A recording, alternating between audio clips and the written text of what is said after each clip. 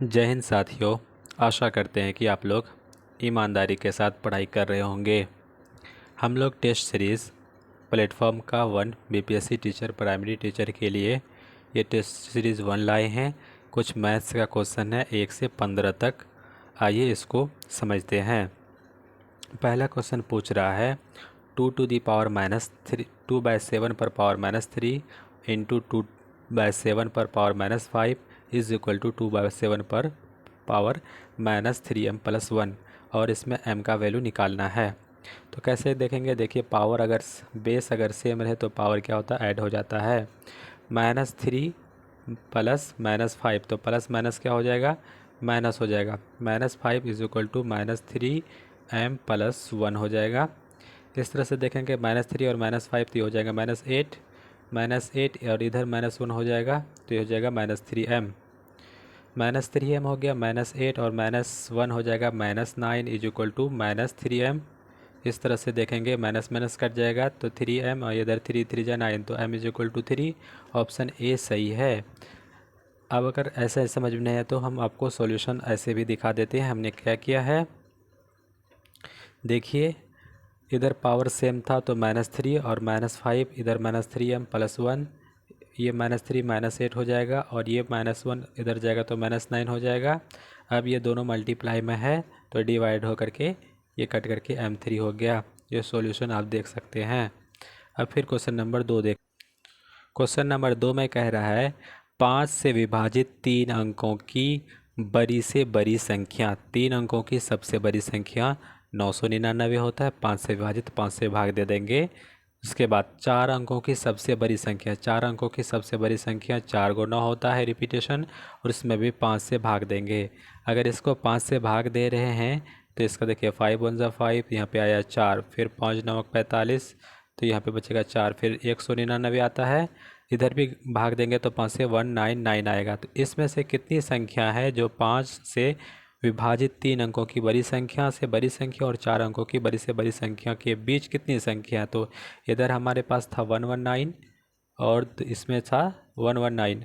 इसमें से डिफरेंस करेंगे तो ये 9 में 9 0, 9 में 9 गया 0, 9 में 9 जाएगा फिर 0, तो 9 में फिर आ जाएगा तो 8 बचेगा, तो 1800 होगा इसका आंसर। इसको फिर समझने के लिए कॉपी पे आपको लेकर जाते हैं।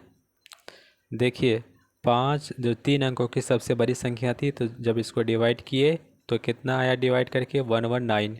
फिर 4 अंकों की सबसे बड़ी संख्या भी डिवाइड किए तो 11999 आया। इसमें दोनों में डिफरेंस था, कितनी संख्या इनके बीच होंगी, तो दोनों को घटाए। 9 में 9 घटा 0, 9 में 9 घटा 0, फिर 9 में 1 जाएगा 8, 8 का 8, 1 का 1, तो ये हो जाएगा हमारा 1800 आंसर। नेक्स्ट देखते हैं, फिर आपको क्वेश्चन पर लेकर जा। क्वेश्चन नंबर 3 देखिए 1200 सेब लड़कों के एक समूह के बीच वितरित किए गए। प्रत्येक लड़के को समूह में मौजूद लड़कों की संख्या के 3 गुने के बराबर सेब मिले। समूह में लड़कों की संख्या कितना है। 1200 सेब, टोटल 1200 सेब है, ठीक है।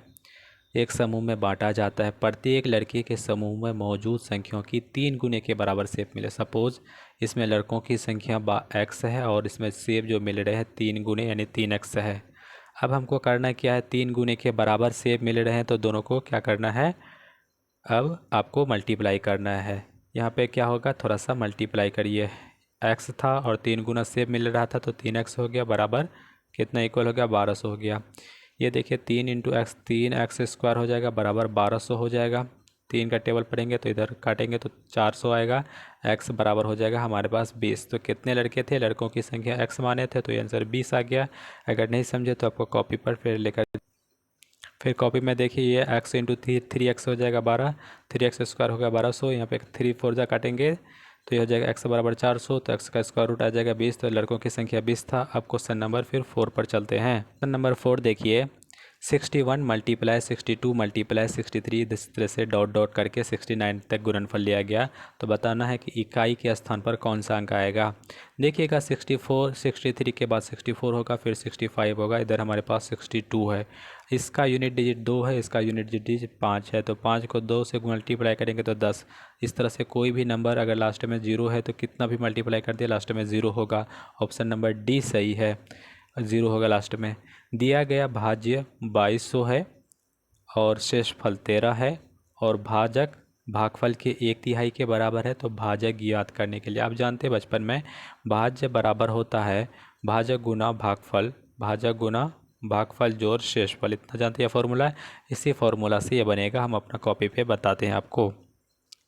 क्वेश्चन आप देख लिए थे, क्वेश्चन कह रहा था भाजक जो है भागफल का 1/3 है, तो भाजक को 3 से मल्टीप्लाई करेंगे, 3 गुना भाजक, इधर हो जाएगा भागफल। फार्मूला लगाएंगे भाज्य बराबर भाजक गुना भागफल जोड़ शेषफल। भाजक का वैल्यू रख देंगे और भाजक जो होता है यहाँ पर कितना है, 3 गुना भाजक बराबर भागफल। भाजक को 3 रखेंगे और इधर देखिएगा भागफल को 3 गुना रखेंगे, तो 3 गुना एक्स, सपोज करिए भाजक को हमने एक्स मान लिया, तो 3 गुना एक्स स्क्वायर प्लस 13 हो जाएगा।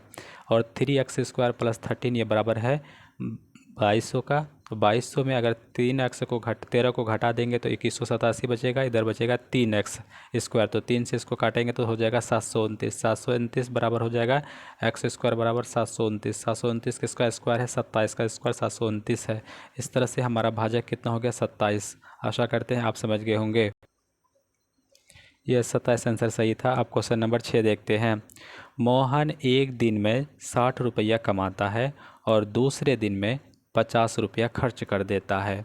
वो तीसरे दिन 60 रुपया कमाता है और चौथे दिन 50 रुपया खर्च कर देता है और बाकी दिन भी यही करता चलता है, तो किस दिन खर्च करने से पहले उसके पास 200 रुपया होंगे। क्वेश्चन नंबर देख लीजिए, कहता है कि मोहन एक दिन में 60 रुपया कमाता है, मोहन एक दिन में 60 रुपया कमाता है और दूसरे दिन 50 रुपया खर्च कर देता है।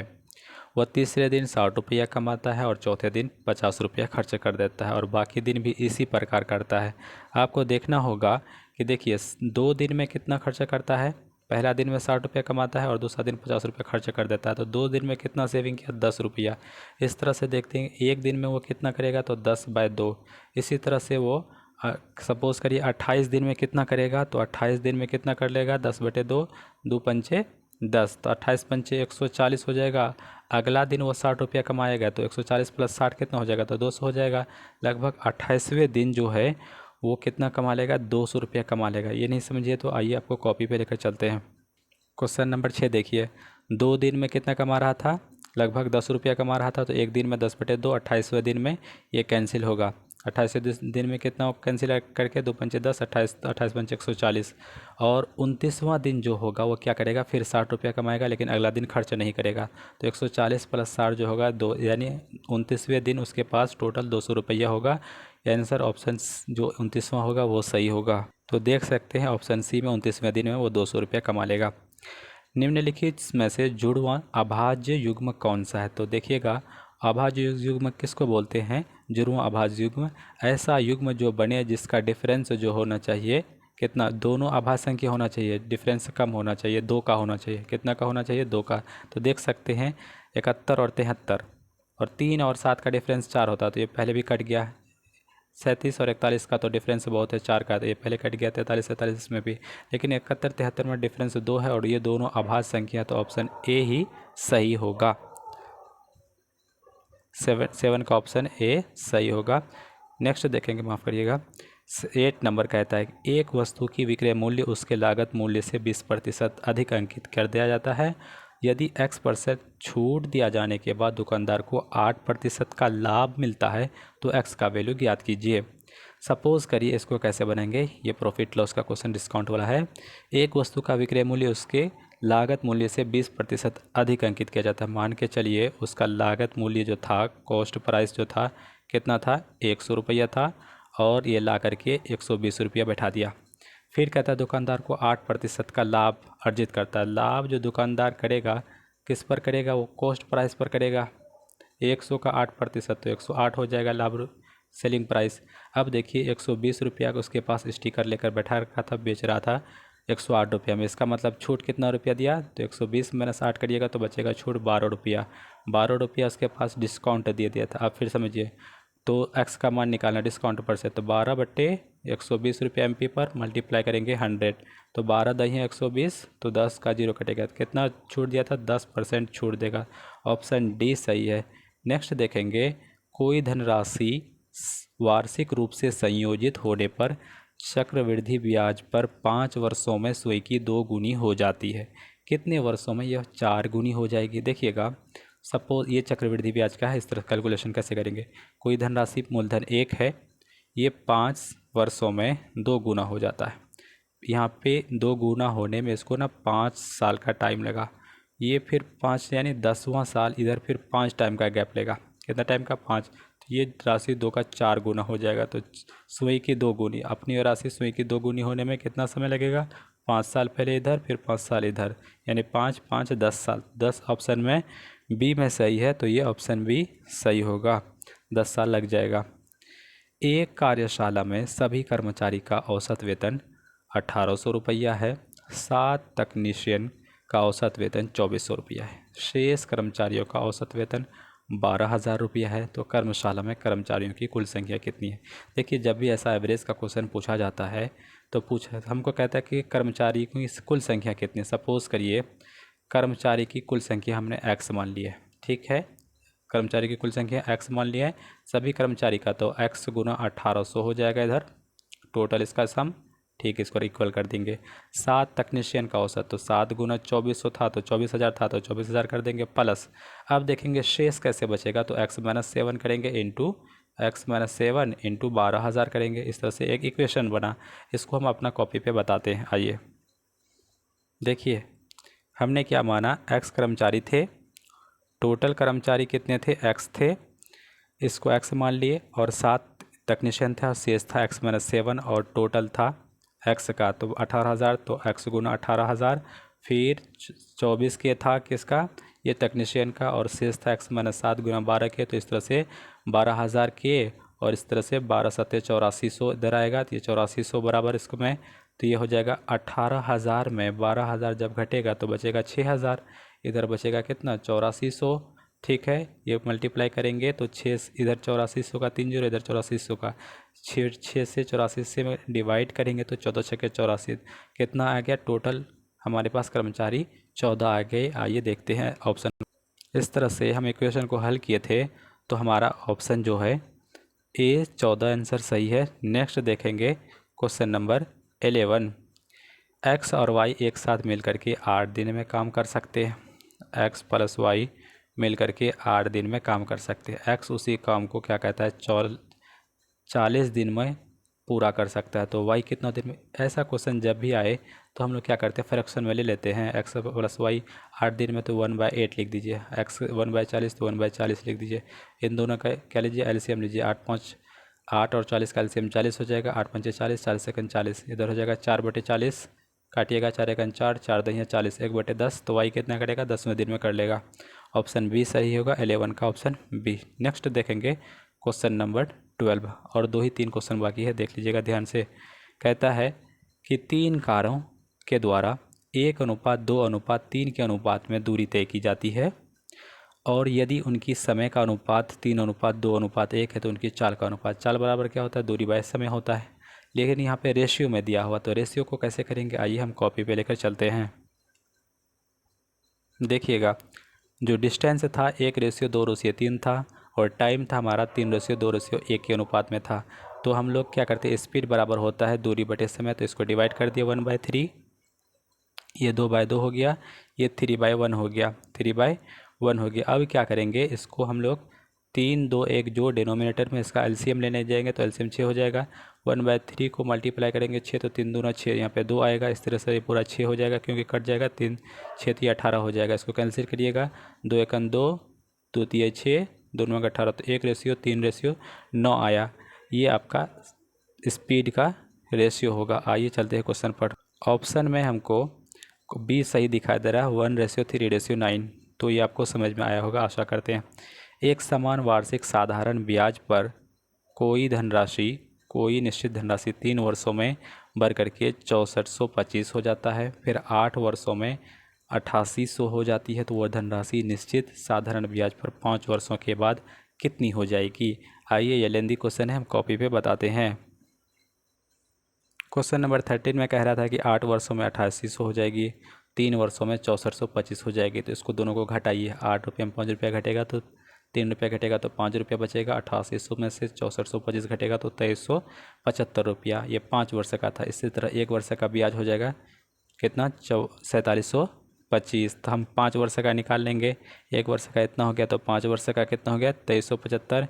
इसी तरह से यहाँ से इसमें 5 से मल्टीप्लाई कर देंगे तो इधर हो गया 5 सर। इसी तरह से 3 से मल्टीप्लाई करेंगे तो इधर से हो जाएगा कितना, 1425। हमको पूछ रहा था कि 5वें वर्ष में। तो देखिएगा 5000 तो मूलधन था, ठीक है।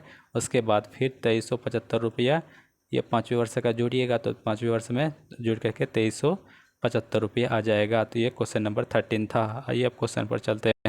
ये क्वेश्चन था कि 5 वर्षों के बाद कितना हो जाएगा। 5 वर्ष का पहले मूलधन निकाल लेंगे, मूलधन पहले निकाल लेंगे, फिर 5वें वर्ष का ब्याज निकालेंगे और जोड़ देंगे तो ये 7375 से सही होगा। नेक्स्ट देखते हैं कि A/B इसका वैल्यू है 2/3, B/C का वैल्यू है 2/4, C/D का वैल्यू है 2.5। तो A/D क्या होता है। इस ऐसे सवाल को कैसे बनाते, देखिए A/B/C/D को लिख देते हैं सारे रेशियो को। अब क्या करते हैं, A/B तो 2/3 लिख देते हैं। अब फिर देखिएगा क्या कह रहा है, फिर B/C तो B का वैल्यू कितना लिख देंगे यहाँ पर के। इसको फिर शॉर्ट ले लेते हैं पहले। हमको A/B जो दिया है ना पूरा को A/B/C/D लिख लीजिए, ठीक है।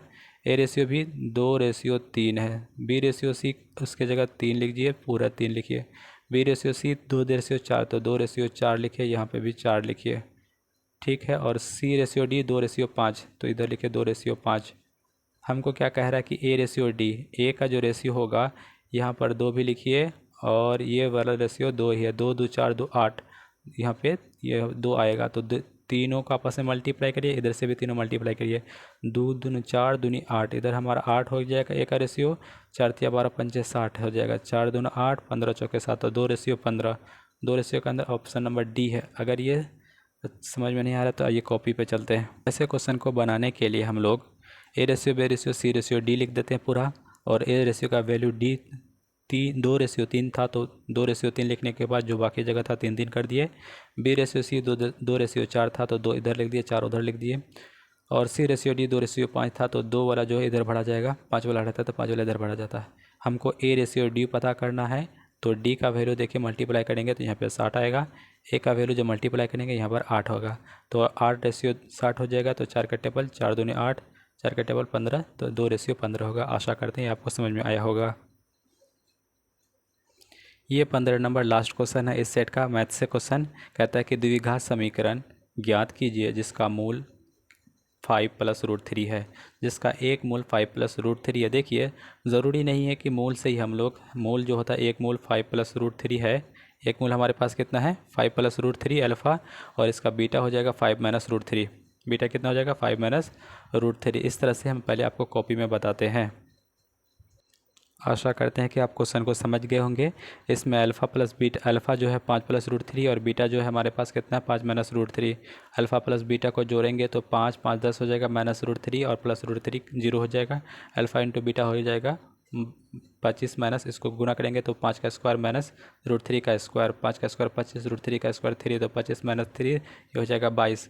अब हम लोग जानते हैं कि क्वाड्रेटिक इक्वेशन, द्विघात इक्वेशन का x² होता है और sum of the roots alpha plus beta minus alpha plus beta into x plus alpha into beta, alpha into beta होता है तो x² का वैल्यू x² रखे, अल्फ़ा प्लस बीटा का वैल्यू 10 इंटू एक्स तो यहाँ पे 10 इंटू एक्स रख दिए, इधर रख दिए x² माइनस 10 इंटू एक्स। फिर क्या कहती है प्लस कर दिए, अल्फ़ा इंटू बीटा का वैल्यू 22 था तो इक्वेशन दे करके हम इक्वेशन बना दिए। इक्वेशन के मूल को यूज़ करके इक्वेशन हमने बना दिया x² माइनस 10x प्लस 22।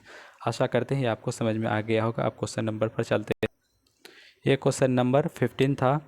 ये मैथ का 15th लास्ट क्वेश्चन था। हमने 15 क्वेश्चन को हल कर दिया। अब इसके बाद 16वें नंबर से रीजनिंग शुरू होता है तो रीजनिंग वाले टॉपिक को हम अगले टाइम पे करेंगे। यहाँ तक बने रहने के लिए आपका बहुत बहुत धन्यवाद। Thank you so much. जय हिंद।